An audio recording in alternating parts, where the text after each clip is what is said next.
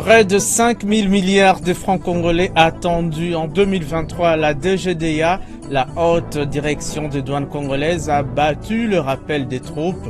La 16e session de la conférence des directeurs centraux et provinciaux de la douane s'est penchée sur les stratégies à peaufiner pour l'atteinte, voire les dépassements des assignats budgétaires de 2023, qui, du reste, ont progressé de 8,4% avec un effort des services supplémentaires attendu de 28% comparativement aux réalisations des recettes de 2022.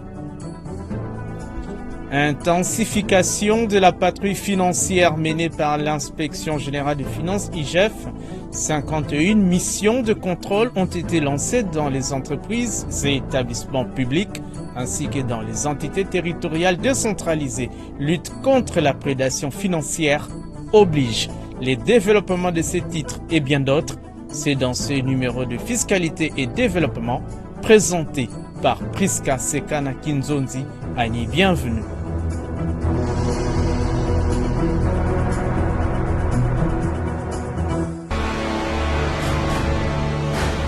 Agence Galaxy Media, la passion de développer la RDC. C'est un grand plaisir, mesdames et messieurs, de vous retrouver dans le cadre de cette livraison de votre magazine Fiscalité et Développement que j'ai le réel plaisir de vous présenter. La vice-ministre des Finances, Onej Ntsele, représentant le ministre des Finances, Nicolas Kazadi-Empêché, a clôturé le travaux de la 16e session de la conférence de directeurs centraux et provinciaux de la Direction générale de douane et axes DGDA. C'était le jeudi 2 février dernier au centre Roméo Golf à Kinshasa. Pour l'exercice 2023, l'administration douanière congolaise est appelée à mobiliser près de 5 000 milliards de francs congolais, soit une progression des recettes à mobiliser en 2023 de l'ordre de 8,4%, avec un effort des services supplémentaires attendu de 28% comparativement aux réalisations des recettes à la clôture en 2022. Muriel Makese Lutina, Landry Nyangi, Lostini pour les détails. Cette 16e session de la conférence des directeurs centraux et provinciaux fait suite au séminaire stratégique des services du ministère des Finances tenu à Zongo dans le Congo central en janvier dernier, où il a été souligné la nécessité pour chaque service d'organiser les travaux en interne afin de s'auto-évaluer et définir les priorités stratégiques pour l'année 2023. Nous avons consolidé, comme Madame le DG l'a dit tout à l'heure, les différents besoins en provenance des services centraux et des provinces. En ce qui concerne la formation douanière des bases, comme vous avez dit, Madame le DG, les fonds sont déjà disponibles. Nous attendons certaines modalités pratiques pour programmer ces formations en termes d'urgence, notamment en commençant par le Katanga, avec le Bas-Congo. Nous avons plusieurs formations qui ont déjà été effectuées, je ne reviens pas là-dessus, notamment sur les huiles minérales et sur les informaticiens. Nous avons la formation Oracle, qui est en cours d'ailleurs. À ce jour, il y a une grande fraude qui s'est faite dans le système. Les déclarants s'évertuent à saisir les déclarations à 22 h. Ils mettent un faux bivac et ça passe directement au vert. À 9 h, ils se présentent à la banque, ils payent. À 9h30, il se présente chez le receveur principal, il a des bons de sortie et la marchandise sort à l'insu du bureau et de toute la province. C'est là où le grand travail qui doit être fait au niveau de revoir les critères de sélectivité et savoir qui les met dans le système. Qui met ces critères de sélectivité dans le système pour que les gens puissent s'évertuer à pouvoir tripoter et faire sortir des marchandises. Dernièrement, nous avons saisi 10 conteneurs de sardines déclarés des sachets avec des AV bivac et c'est sorti automatiquement. Heureusement, c'est à la porte que nous avons saisi ces 10 conteneurs. Et nous avons fait un contentieux. Et si on l'a vu aujourd'hui, ça a toujours été ainsi de tous les temps. Étant donné que nous sommes en train de chercher à faire monter en puissance les axes avec le système de traçabilité des produits d'axes, nous sollicitons ce qui est la création d'une brigade spéciale des axes qui pourra commencer à circuler dans la ville ou bien dans les villes afin de pouvoir voir si tous les produits à étiqueter sont réellement étiquetés. Parce que la brigade douanière ne s'occupe plus que de la douane, ne s'occupe pas trop des produits d'accise. Signature des contrats de performance pour les assignations budgétaires de l'exercice 2023 par les directeurs provinciaux et remise du cahier spécial du chef de l'État et des hyperguides de l'agent de douane du président de la République aux directeurs centraux et provinciaux des douanes et accises. Occasion pour le président de la délégation syndicale nationale, Désiré Itegua, de plaider pour divers cas, notamment les fonctionnements de la régie et le social des agents. Il a également relevé les actes de bravoure réalisés par la patronne de la douane congolaise au cours de l'année 2022. L'année 2022 a été marquée par plusieurs actions positives que, sous votre impulsion, avec vos collaborateurs immédiats, qui sont les 2 DGA, nous avons vu la rémunération améliorée de manière sensible. On l'a dit tout au long de 2022. À présent que nous sommes en train de boucler 2022, nous le réitérons, nous le redisons, Madame le DG. De son côté, la directrice générale des douanes et accises a appelé les directeurs centraux et provinciaux à tout mettre en œuvre pour l'atteinte des assignations de près de 5 000 milliards de francs congolais fixés par le gouvernement de la République.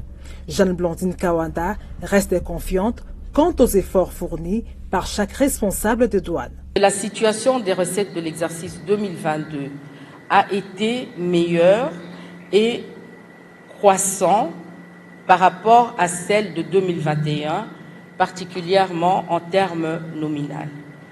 Comparé aux réalisations des recettes à la clôture, en 2023, ont progressé de 8,4% avec un effort supplémentaire de services attendu de 28%. Quelques provinces ont eu des assignations avec un écart négatif absolu pour des raisons multiples, notamment les raisons d'ordre sécuritaire et environnemental. Il s'agit du Nord Kivu, de la province orientale et de Kinaïro. En outre, pour atteindre les résultats escomptés, le ministère des Finances tient particulièrement à voir évoluer les 3 indicateurs de performance, a indiqué la vice-ministre des Finances, Onej Ntsele. Pour cette année, les prévisions de recettes à réaliser par la DGDA, telles que fixées par le Parlement, s'élèvent à 4,949 milliards de francs congolais, représentant un accroissement de 8,4% par rapport aux prévisions 2022 et de 11% par rapport aux recettes réalisées par la DGDA en 2022. En outre, le ministère des Finances tient particulièrement à voir évoluer positivement les indicateurs de performance ci-après.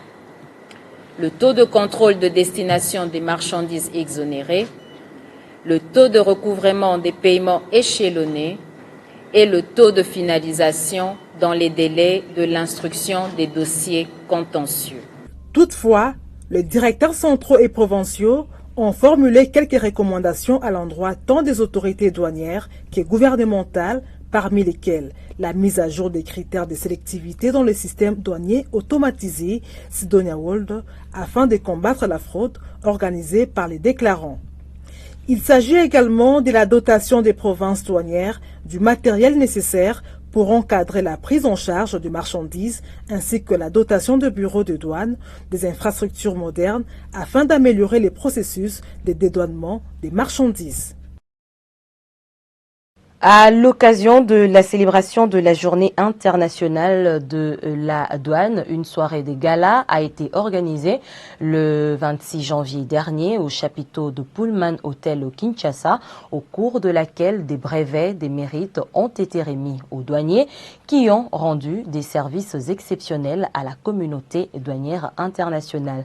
Retour sur cet élément dans ce reportage réalisé par Geneviève Mizegele Katengesia et Mitterrand Mbia. Il est 20h passées.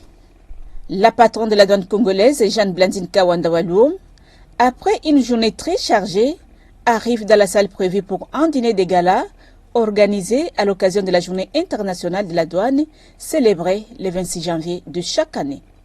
Sans plus tarder, un mot de bienvenue a été prononcé par le numéro 1 de la DGDA.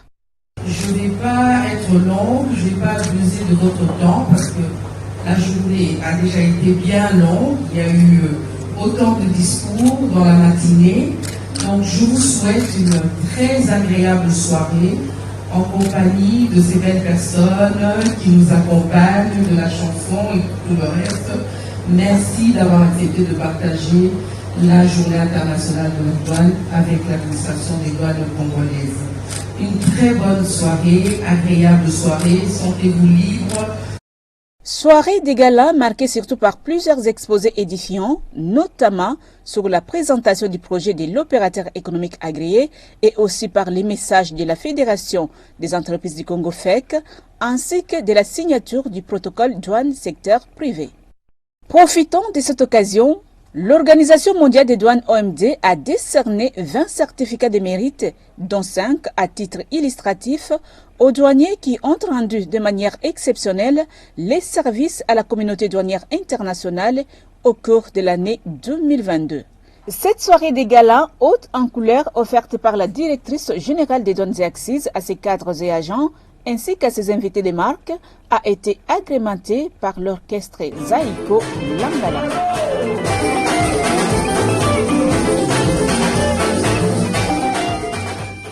Ouverte par la directrice générale des douanes et accises, Jeanne Blandine Kawanda Waluom, la formation assurée par les experts de l'Organisation mondiale de douane OMD, région Afrique orientale et centrale, à l'intention des directeurs et sous-directeurs de la DGDA sur le statut de l'opérateur économique agréé DEA, s'est clôturée vendredi 27 janvier 2023 à l'hôtel Sultani de Kinshasa par le directeur général adjoint en charge de l'administration et finances Jean-Louis Baouna. Objectif, renforcer les capacités des douaniers sur l'utilisation de certains outils en matière des douanes dans le cadre de la réforme et modernisation de l'administration douanière congolaise en vue de son adhésion au cadre des normes SAF. Marlène Bassoussou, Sessakoumou, Céline Boumba, Angélani. La haute direction de la DGDA ne ménage aucun effort pour renforcer les capacités de ses cadres et agents. C'est la raison de cette formation des directeurs et sous-directeurs des douaniers et accises, bénéficiaires de connaissances sur les statuts d'un opérateur économique agréé DEA. Une formation dispensée par les experts de l'Organisation mondiale des douanes, OMD, pour la région Afrique centrale et orientale, AOC, réforme et modernisation de l'administration douanière oblige. Nous venons de participer à une session de formation sur le statut des opérateurs économiques agréés. En fait, la DGDA a déjà une instruction signée par le directeur général sur le statut des opérateurs économiques agréés, mais qui n'a pas encore été mise en œuvre. Alors, l'idée du directeur général est que l'on puisse le mettre en œuvre et il a fallu d'abord que l'on passe par une formation des douaniers et aussi ensuite viendra la sensibilisation.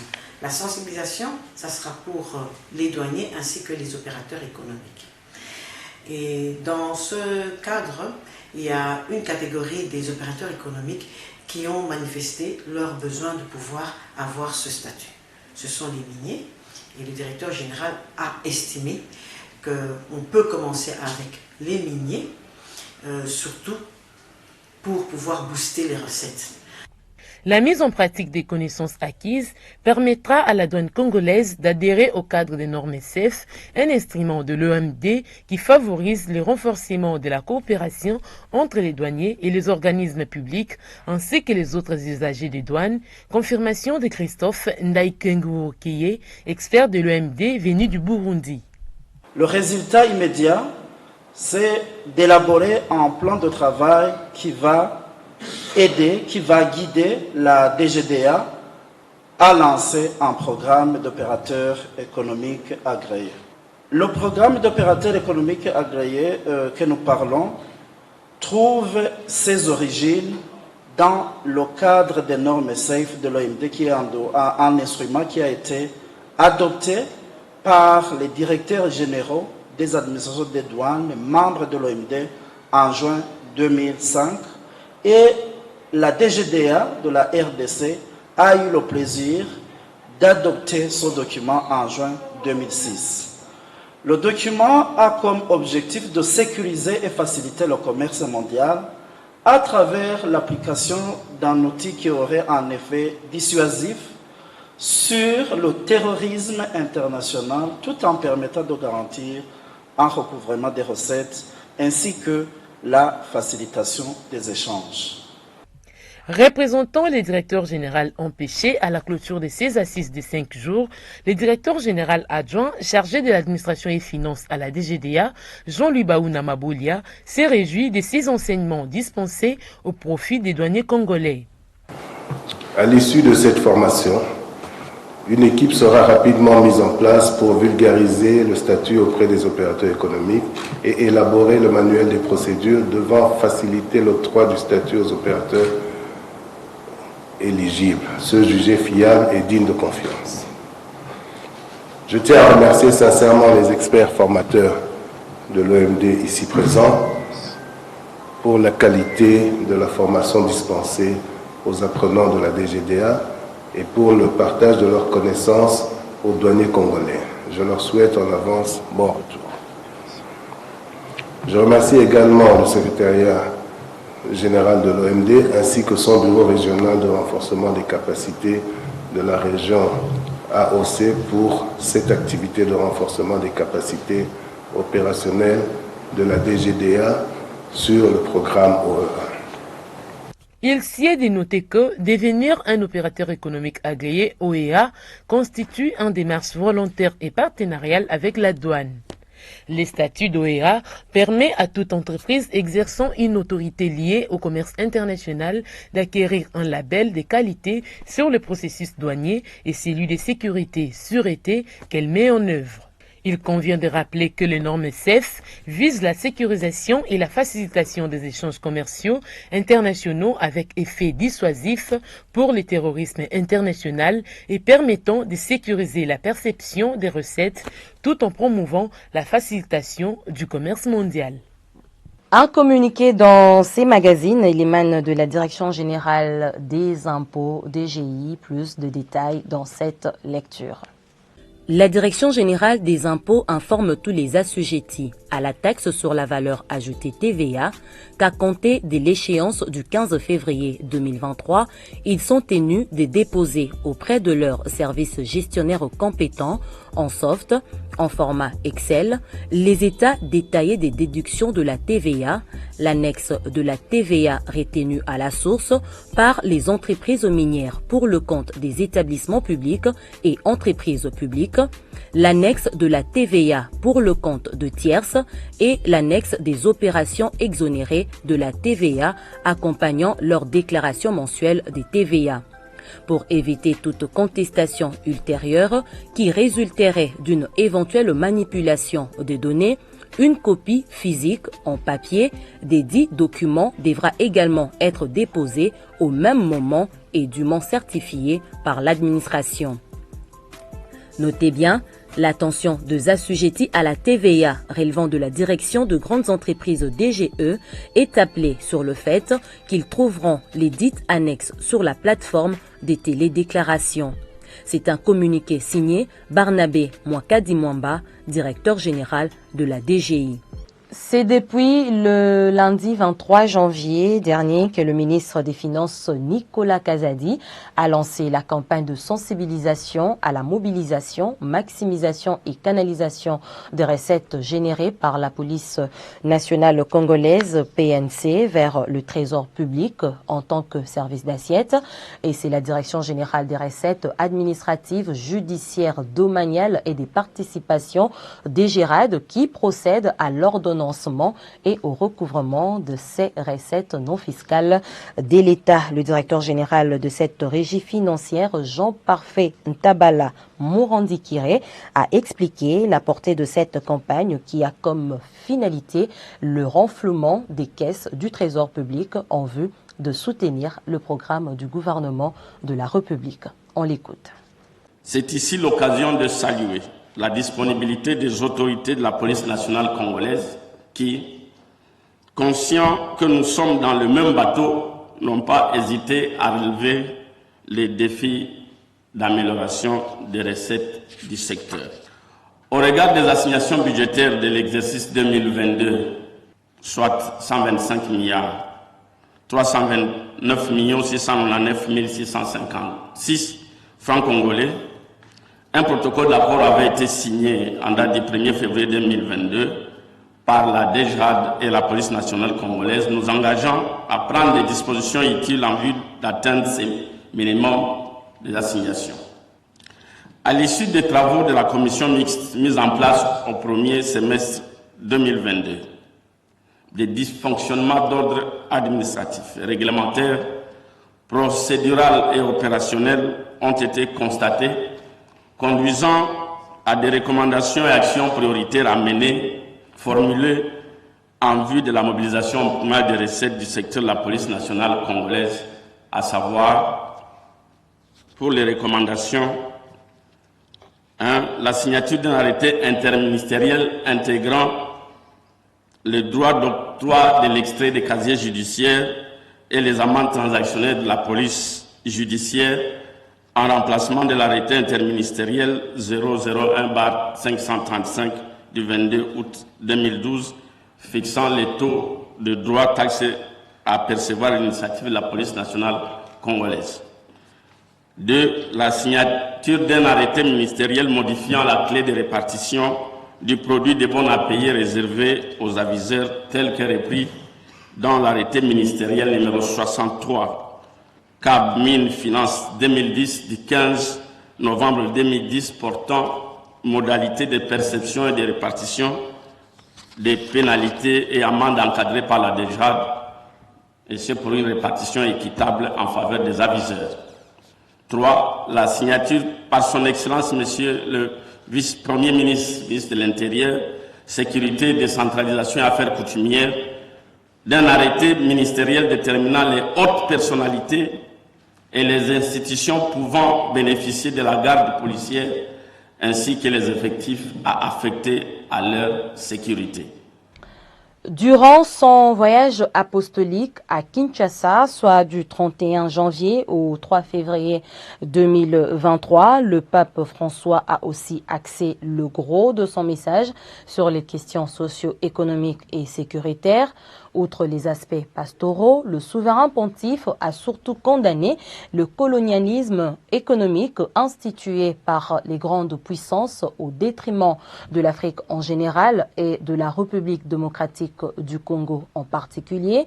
Le Saint-Père a émis également le vœu de voir le cancer de la corruption être vaincu et a invité chacun à un nouveau départ social. Didi Mavambo, Nombo, Lopepe, Frédéric. Soyez les transformateurs de la société, les convertisseurs du mal en bien, de la haine en amour, de la guerre en paix. Ce sont le mot du pape François adressé aux jeunes Congolais venus très nombreux au stade de Martyrs pour l'écouter. Ce voyage apostolique a été très édifiant pour l'ensemble de la population congolaise grâce à la qualité du message apporté par le souverain pontife. Au Palais de la Nation, le chef de l'État du Vatican, venu sur invitation du président de la République, Félix Antoine Tshisekedi Tshilombo, n'est pas allé par le dos de la cuillère pour dénoncer à haute voix ce qu'il qualifie de colonialisme économique.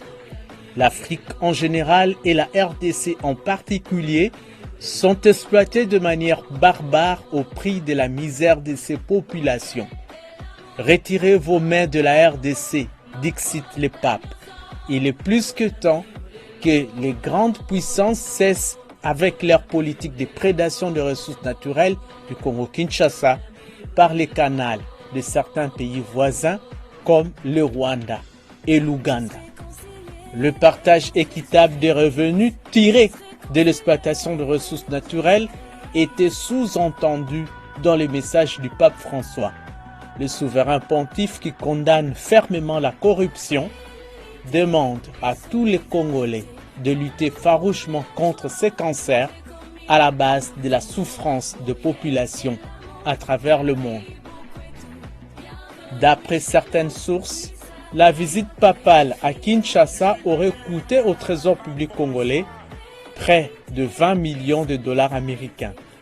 De l'argent des contribuables qu'il faudrait auditer son utilisation en dépit d'une excellente organisation autour des activités du Saint-Père. De ce fait, bon nombre d'observateurs auraient souhaité une reconnaissance publique dans la messe dite à l'aéroport militaire de Ndolo de la part du cardinal Fridolin Ambongo, mais cela a été fait en dehors de ces cadres, geste suscitant beaucoup de critiques. Par ailleurs, le passage du pape François en RDC pourrait-il apporter du changement sur le plan sécuritaire dans l'Est de la République? En tout cas, la majorité de Congolais espère que son plaidoyer pour la cessation des pillages de ressources naturelles et des massacres des victimes innocentes sera entendu au plus haut niveau de grandes institutions mondiales avec conséquences positives. Car dans des conditions sécuritaires chaotiques, impossible d'aspirer au développement et de réduire les inégalités sociales observées depuis belle lurette au pays de la Serra Noirite et d'Isidore Bakanja.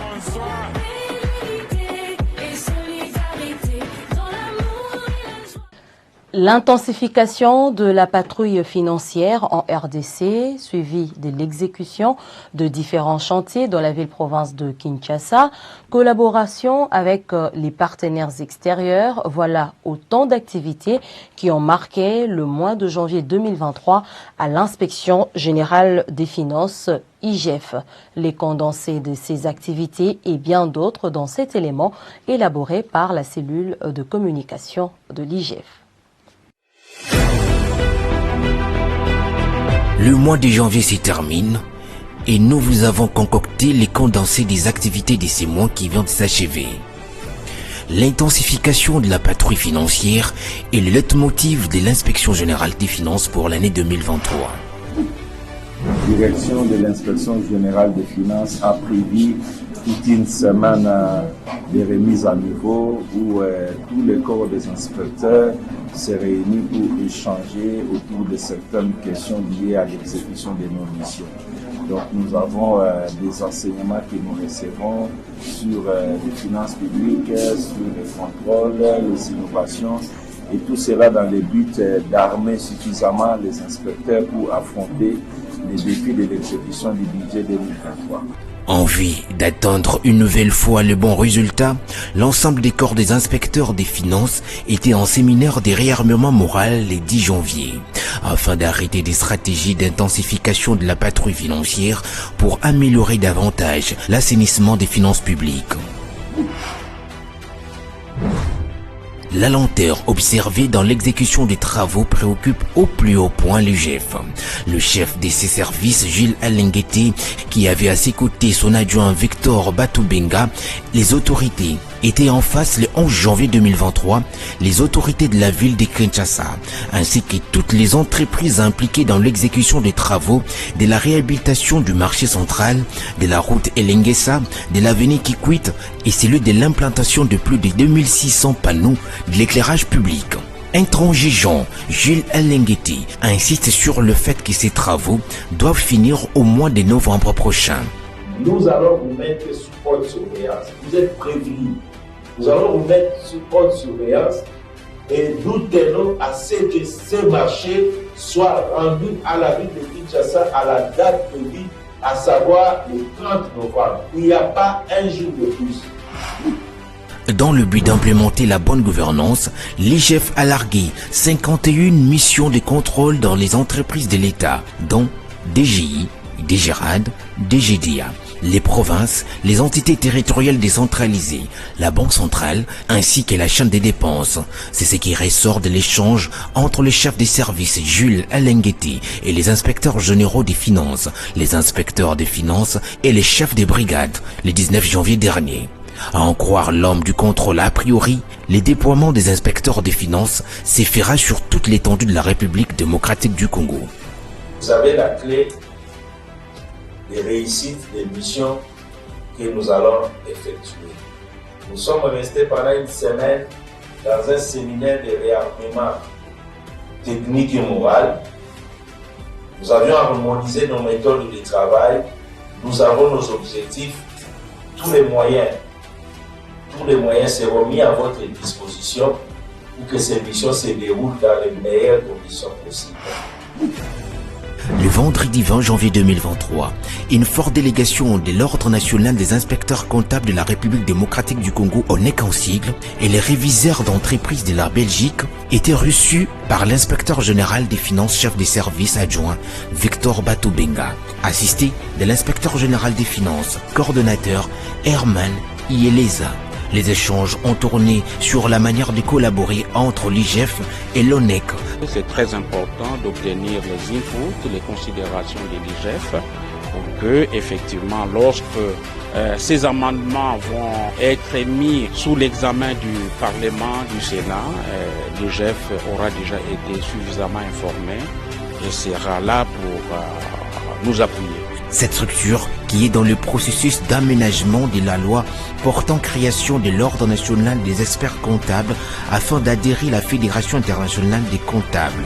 Ils ont aussi souhaité un appui de l'Inspection générale des finances dans les amendements de la loi de 2015 portant création de l'Ordre national des experts comptables, parce qu'effectivement, il est mieux que l'Ordre national des experts comptables fasse partie de l'IFAC. Hostile à la corruption, le gendarme des finances publiques Gilles Alenguete s'est vu gracifié toujours au mois de janvier du trophée de l'excellence Mwanamboka dans la catégorie prix de la RDC. C'était lors de la 11e édition du dit trophée. Ceci n'est rien d'autre que le couronnement du travail bien accompli par l'IGF. Pour sa part, les nominés a dédié à son tour les trophées au président de la République, Félix Antoine Tshisekedi Tshilombo, qui est le véritable partisan de la redynamisation de la lutte contre la corruption. Invité par le Fonds monétaire international à la 4e édition du séminaire régional sur la transparence budgétaire en Afrique francophone à Yaoundé au Cameroun, l'inspection générale des finances, conduite par Jules Alenguete, qu'accompagnait une forte délégation des inspecteurs généraux, a exposé sur l'audit des contrats miniers en RDC. Dans son speech, il a rappelé que la volonté politique d'un pays dans la lutte contre la corruption est très importante lorsqu'il s'agit d'assainir les finances publiques, comme c'est le cas en RDC sous le leadership de Félix Antoine Tshisekedi Tshilombo. Rappelons que ce rendez-vous qui a réuni autour d'une table les structures telles que les cours de compte, les inspections générales des finances, les inspections générales d'État avait pour objectif de poursuivre les travaux de réflexion engagés en janvier 2019.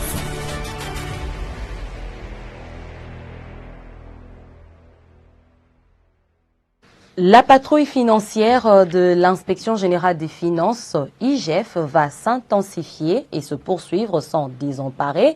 C'est ce qui explique le déploiement de 51 missions de contrôle dans les entreprises et services publics, ainsi que dans quelques entités territoriales décentralisées. Suivez. L'Inspection générale des finances vient de lancer ses missions de contrôle pour l'année 2023. Au total, 51 entités publiques sont concernées par la patrouille financière de l'IGF, parmi lesquelles on dénombre les entreprises de l'État, les établissements publics, les services publics, les régies financières nationales et provinciales, DGI, DGRAD, DGDA, la ville-province de Kinshasa, la province du Congo central, la province de Tanganyika et les entités territoriales décentralisées de la province du Haut-Katanga et des Lualaba qui bénéficient de la redevance minière, la chaîne des dépenses publiques au ministère du Budget, la Banque centrale du Congo. Vous avez la clé des réussites des missions que nous allons effectuer. Nous sommes restés pendant une semaine dans un séminaire de réarmement technique et moral. Nous avions harmonisé nos méthodes de travail, nous avons nos objectifs, tous les moyens seront mis à votre disposition pour que ces missions se déroulent dans les meilleures conditions possibles. Toutes ces missions visent à éradiquer les antivaleurs dans la gestion publique et concourent à la bonne exécution du budget de l'État, prévu pour 16 milliards de dollars en 2023.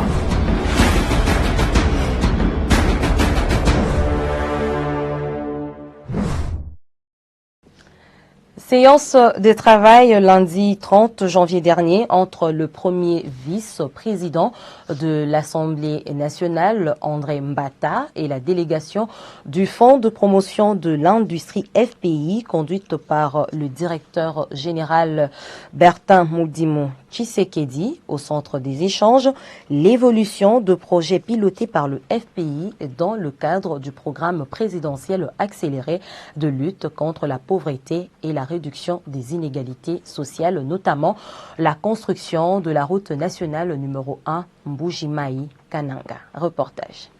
Lors de son séjour à Kananga, le premier vice-président de l'Assemblée nationale, André Mbata, avait confirmé que les travaux de construction des 188 km de la route nationale numéro 1 reliant la ville de Mbuji-Mayi à Kananga et 30 km reliant les ports d'Ndomba à la route nationale numéro 1 dans les Kasaï oriental vont être exécutés et achevés grâce au financement du Fonds de promotion de l'industrie.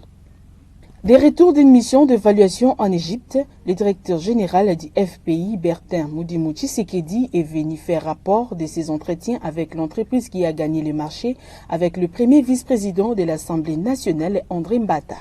Le directeur général du FPI a informé le numéro 2 de l'Assemblée nationale que les 4 engins restés longtemps à Lubumbashi ont pris la route de Mbuji-Mayi. Le vice-président a été très enchanté. Il était très content des informations que nous lui avons apportées parce que ces informations prouvent que nous sommes engagés dans une ligne droite vers la réalisation de ce projet. Comme vous savez, c'est un projet qui compte beaucoup pour le président de la République et dont les espérances sont portées par toute la population du Kasaï central et du Kasaï oriental. 5 autres engins acquis localement à Lubumbashi, soit une niveleuse, une chargeuse, une excavatrice, un compacteur et un bulldozer, ont quitté aussi Lubumbashi pour Mbuji-Mayi via la ville de Mweneditu depuis le 26 janvier 2023. Pour André Mbata, le chef de l'État Félix-Antoine Tshisekedi Tshilombo tient à la réalisation de ces grands projets. Les deux personnalités ont convenu de suivre de près pour que la population bénéficie des fruits de la promesse du président de la République, Félix-Antoine Tshisekedi Tshilombo. Comment se sont comportés le prix de quelques denrées alimentaires de grande consommation sur le principal marché de Kinshasa, capitale de la République démocratique du Congo, au samedi 4 février 2023? La réponse dans cet élément préparé par Naomi Makwela Naki Etsune. Les tendances des prix des produits alimentaires de grande consommation demeurent volatiles sur les différents marchés de la ville de Kinshasa. Au sujet du poisson salé, communément appelé ambassade, le prix d'un carton de 9 kg a connu une hausse au marché de la Liberté, passant de 130 000 francs congolais à 135 000 francs congolais. Même observation faite au marché Zikida, où le coût du même carton de poisson salé, qui était à 127 000 francs congolais la semaine passée, se vend actuellement à 137 000 francs congolais. Idem au marché Gambela, où cette denrée s'est vendue à 135 000 francs congolais. Et enfin au marché Matete, les cartons du poisson salé peuvent s'acheter à 133 000 francs congolais. Du côté légumes, le feuille de gazelle, connu populairement sous le nom de fumboa, un aliment végétal très apprécié par les Congolais en provenance de l'Équateur et du Congo central, se vend à 1000 francs congolais la botte, à la fois au marché de la Liberté, Zikida, Gambela et Matete. Côté produits secs, sachez que le prix d'un sac de maïs graine en provenance du Kwilu et du Congo central se vend à 200 000 francs congolais au marché de la Liberté, 220 000 francs congolais au marché Zikida, 215 000 francs congolais au marché Gambela et 180 000 francs congolais au marché Matete. Concernant le prix d'un sac de cossettes de manioc, il se négocie à 150 000 francs congolais au marché de la Liberté et Matete, 185 000 francs congolais au marché Zikida et Gambela. Bouclons ces passages en revue de prix de quelques denrées alimentaires de grande consommation avec les mangoustans, dont le prix d'un lot de 4 pièces coûte 1000 francs congolais au marché de la Liberté, Gambela et Matete et 2000 francs congolais au marché Zikida. Voilà donc les tendances des prix de quelques produits alimentaires de grande consommation sur les différents marchés de la ville de Kinshasa, collectés par l'agence Galaxy Media au samedi 4 février 2023. Sur le marché de change, les données de la Banque centrale du Congo, BCC, n'étant pas à jour, nous ne pouvons pas vous donner le taux du marché parallèle car jusque-là, le site internet de l'Institut d'émission n'affiche que les taux du lundi 30 janvier 2023. Cependant, au samedi 4 février 2023, le taux a varié entre 2050 et 2100 francs congolais, les billets verts dans la majorité de communes de Kinshasa. À l'aéroport international de Njili, la devise américaine s'est négociée à 2000 francs congolais, 2100 francs congolais dans plusieurs supermarchés de Kinshasa, 2205 francs congolais, c'est le taux sur l'avenue Lukusa chez Mère Double dans la commune de La Gombe. 2000 francs congolais, c'est le taux observé à Boma dans la province du Congo central et à Isiro dans les Hauts-Touélé. 2005 francs congolais, les dollars à Mbandaka dans l'Équateur. 2010 francs congolais à Lissala dans la Mongala et 2020 francs congolais, le dollar à Mweneditu. Nous sommes là dans la province de la Lomami. Enfin, le pic du taux d'échange à l'intérieur du pays a été observé ces week-ends à Goma, dans la province du Nord Kivu, où $1 américain s'est changé à 2050 francs congolais. Jetons à présent un regard sur le marché international pour suivre l'évolution de cours de principales matières premières au deuxième fixing du samedi 4 février 2023. C'est avec Ruben Mayoni Ntiakiyunga. Les cours des produits pétroliers ont poursuivi leur dégringolade pour la deuxième semaine consécutive jusqu'à se situer en dessous des $80 américains le baril. À New York, les 159 litres du brut léger américain ont coûté $73,21 américains en baisse de 3,62%. Baisse également de 2,75% à Londres où les barils du Brent s'est négocié à $79,24 américains. Selon le site prixdubaril.com, les cours du pétrole ont connu un nouveau trou d'air vendredi après la publication d'un chiffre américain de création d'emplois très au-delà des attentes qui fait craindre un nouveau durcissement monétaire de la Banque centrale américaine, la Fed, favorable à un renforcement du dollar. Côté gaz naturel, le kilowattheure s'est vendu à $241 américains, soit une hausse de 1,05%. Sur le marché minier, la tonne métrique du cuivre s'est située cette semaine à $9113 américains, soit une hausse de 0,43%. La tonne métrique du cobalt a fortement baissé de prix à 15,06%, se négociant à $41 265 américains. L'once d'or est également en baisse de 2,46%, se vendant à $1865,75 américains. La tonne métrique du fer s'est située à $125,26 américains en hausse de 1,31% selon le site investing.com. Celle du coltan s'est maintenue à $114 000 américains selon investir.leseco.fr, restant stable dans les verts à 0,00%. Enfin, la tonne métrique du lithium a coûté $1350 américains, soit une forte baisse de 8,47%. Pour les céréales, la tonne du maïs a coûté $678 américains, soit une hausse de 0,07%, baisse par contre pour les riz de 0,14%, la tonne se négociant à $17,74 américains. Le blé a également affiché une baisse de 0,03%, la tonne se vendant à $757 américains. Pour les autres produits agricoles, la tonne du café a coûté $173 américains, soit une forte hausse de 36,63%, toujours dictée par la hausse importante des coûts de production avec effet d'entraînement sur les prix. La tonne du cacao s'est vendue à $2569 américains, en forte hausse de 10,83%. Enfin, la tonne du coton s'est négociée à $85 américains, soit une forte baisse de 16,74%, justifiée par la consommation du coton en berne dans le monde, faute de demande des industries et sous l'effet des stocks importants, les filatures achetant de moins en moins le coton. La mise en place décrétée dernièrement dans la petite territoriale par ordonnance présidentielle a soulevé certes quelques réactions négatives, mais aussi beaucoup de satisfaction dans toutes les 26 provinces où plusieurs jeunes ont été promus au poste de responsabilité. Au Maniema, par exemple, cette nouvelle mise en place a réussi à corriger certaines injustices devenues chroniques et a surtout rétabli un certain équilibre socio-politique dans la mairie de Kindu, où le peuple Songola, autochtone du chef-lieu de la province du Maniema, s'est vu honoré pour la première fois dans l'histoire de Kindu avec la nomination d'un de ses fils à la tête de cette mairie. Comment s'est passé les cérémonies des remises et reprises à la mairie de Kindu et au territoire de Kailo? Fabien Loboulou Bakayaka nous en parle plus dans ses reportages.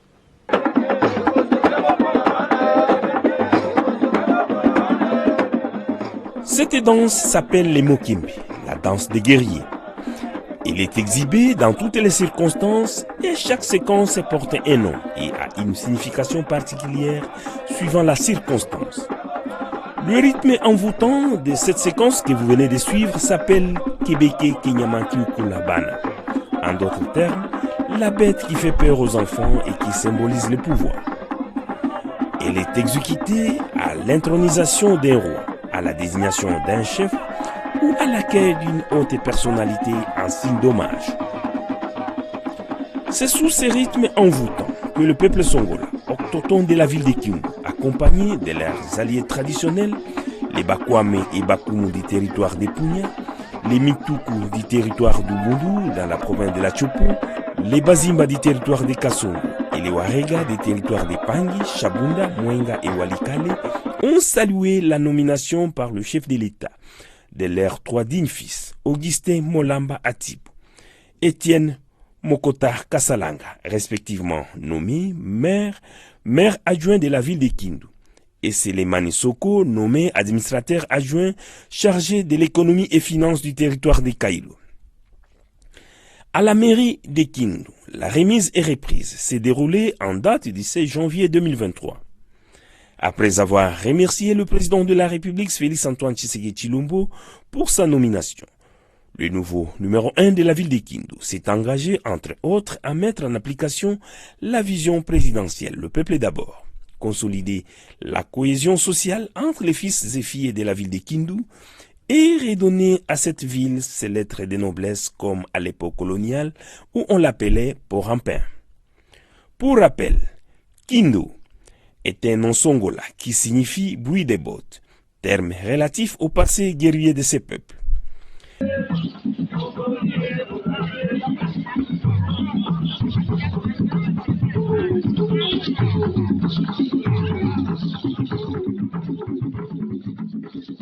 Même ambiance à Kailo, où la cérémonie de remise et reprise à la tête de ces territoires s'est déroulée le 1er février 2023 encore sous le rythme des Mokembe, dans sa séquence Londe Sakamaliba. En d'autres termes, les poissons Londe zigzaguent dans les étangs. Cette séquence signifie que le peuple Songola partage avec tout le monde. Il n'est pas égoïste. Ici, l'administrateur du territoire titulaire entrant Marcel Mwendasoko, fils de Kailo mais originaire des Pangi, a été accueilli avec honneur par les fils et filles de Kailo. Lui aussi a rendu hommage au président de la République pour sa nomination. Il a promis de s'investir corps et âme pour le développement des Kailo avant d'implorer la grâce divine. Je suis avec mes deux assistants. Nous devons travailler en synergie pour le développement de notre territoire.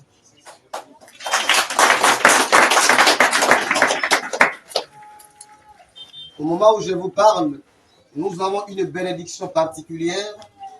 Le Congo accueille aujourd'hui le pape François à Kinshasa et nous nous sommes installés ici comme les chefs. Donc Dieu est grand. Que Dieu bénisse la République démocratique du Congo et que Dieu bénisse la province du Maniema, que Dieu bénisse le territoire de Kailo. Je vous remercie. Comme vous venez de vous en rendre compte, Le peuple songola est un peuple intégrateur, doté d'un immense patrimoine culturel, un véritable modèle du vivre ensemble et pacifique, gage du développement de la République démocratique du Congo.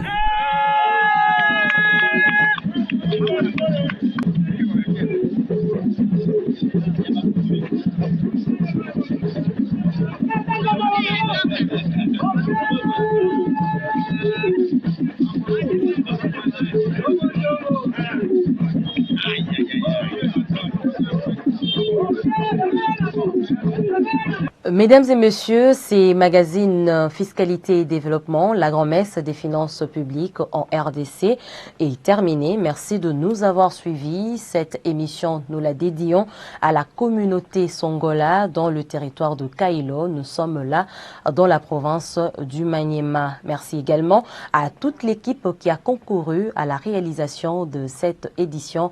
Jocelyn Babalomba, Ruth Kombaji et Peter Lomajesa. Quant à moi, je vous retrouve prochainement avec le même plaisir. Au revoir.